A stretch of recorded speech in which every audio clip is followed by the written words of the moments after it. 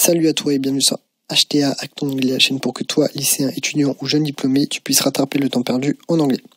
Je te retrouve aujourd'hui pour une nouvelle vidéo dans laquelle on va voir un nouveau passage de film.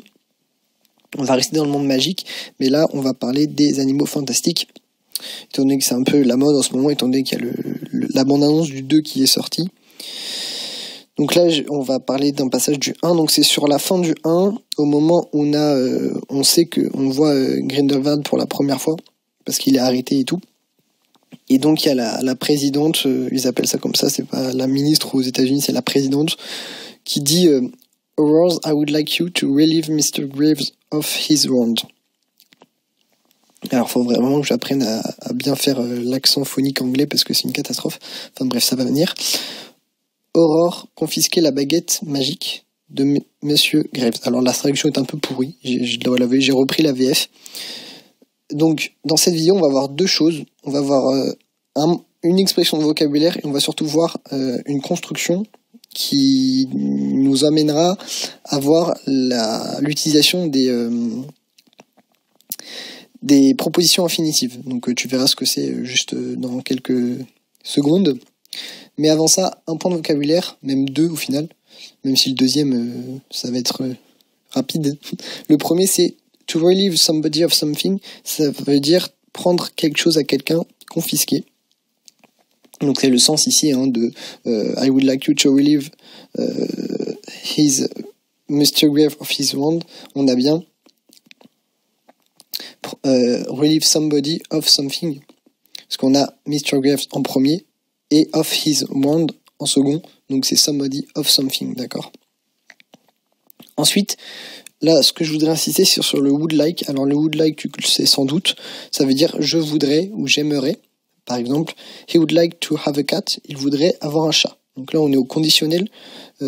C'est pour bien comprendre ça, il faut prendre he like to have a cat, ça veut dire il aime avoir un chat. Bon, ça veut pas dire grand chose, mais c'est juste pour te montrer la différence entre les deux. Bon, je vais te prendre un autre exemple pour que tu comprennes mieux. Par exemple, si tu dis I would like to go to London, par exemple, c'est j'aimerais aller à Londres. Je voudrais aller à Londres. Tu n'y es pas encore allé, tu aimerais bien le faire. Par contre, si tu dis I like going to London, c'est-à-dire que tu aimes bien aller à Londres et que tu y es déjà allé et que tu aimes bien le faire. Tu vois la différence entre les deux? Dans un cas, le premier cas, tu vas utiliser le conditionnel pour exprimer un souhait, en fait. C'est ça l'idée. Et donc, du coup, là, sur quoi je voudrais insister dans cette vidéo, c'est la deuxième partie de la phrase. C'est to would like somebody to do something. Et donc, somebody to do something, c'est ce qu'on appelle une proposition infinitive. En fait, ça va être la construction. Tu as un sujet, un verbe. Donc, souvent, c'est des verbes de préférence, ordre, interdiction, c'est ce que je mets après. Ensuite, tu as le deuxième sujet. Donc ça va être un nom ou un pronom complément. Fais très attention à ça. On va voir plus loin tout de suite dans les exemples.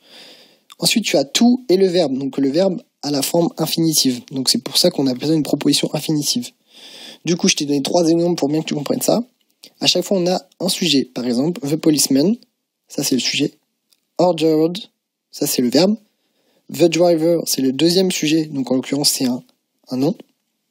To stop. Et là, on a notre infinitif avec tout. Le policier ordonna à l'automobiliste de s'arrêter. Deuxième exemple, I want her to come. Je veux qu'elle vienne. Là, on a I, c'est le premier sujet. Want, c'est le verbe. Her, c'est le deuxième sujet. Et là, c'est un pronom complément. Là, on sait que la personne veut que ce soit une femme qui vienne parce qu'on a her. To come. Et là, on a également un infinitif avec tout. Dernier exemple. I expect him to refuse. Je m'attends à ce qu'il refuse. Là, tu vas avoir le premier sujet I, le verbe expect. Him, ça va être ton pronom complément. Donc là, on sait qu'on parle d'un homme. To refuse, donc à ce qu'il refuse. Donc là, c'est ton verbe infinitif avec tout. Je te dis en passant que expect, ça veut dire s'attendre à. Non, dans la majorité des cas, ça veut dire ça. Ou supposer, voilà, c'est ça que le mot que je cherchais. Ça veut dire s'attendre à ou supposer quelque chose. Donc voilà, j'espère que tu as bien compris ça. Fais attention à ces tournures-là, c'est très piégeux. Enfin, je sais pas si ça existe comme mot, mais bon, bref. C'est très très créateur d'erreurs, si je puis dire, les propositions comme ça. Donc fais très attention à ça. Et apprends la structure de la phrase, vois des exemples, et ça va rentrer tout seul. Si tu as des questions sur ce sujet ou d'autres, n'hésite pas à me contacter, je me ferai un plaisir de te répondre. N'hésite pas à aller sur ma page Facebook Acte mon anglais, n'hésite pas à t'abonner à la chaîne YouTube. Et souviens-toi qu'il faut, pour progresser en anglais, le pratiquer couramment. Tu vois, mon anglais, il est pas parfait, loin de là. J'ai un accent pourri, mais j'assume complètement.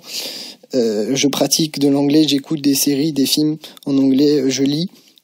En ce moment, j'écoute Harry Potter 5 en livre audio tous les jours. Je sais qu'au bout d'un certain temps, ça va payer. Mon accent, il est en train de s'améliorer déjà par rapport à avant. Je sais que dans 1 an, dans 2 ans, il sera encore meilleur. Et du coup, voilà, c'est juste pour te dire de pas te décourager si ça vient pas tout de suite, c'est normal. Mais il faut, voilà, pratiquer. Et ça viendra. Ne t'inquiète pas pour ça, ça viendra. Et moi, je suis là pour t'aider. Et on progressera ensemble. Donc voilà, passe une bonne journée et je te retrouve demain pour une nouvelle vidéo.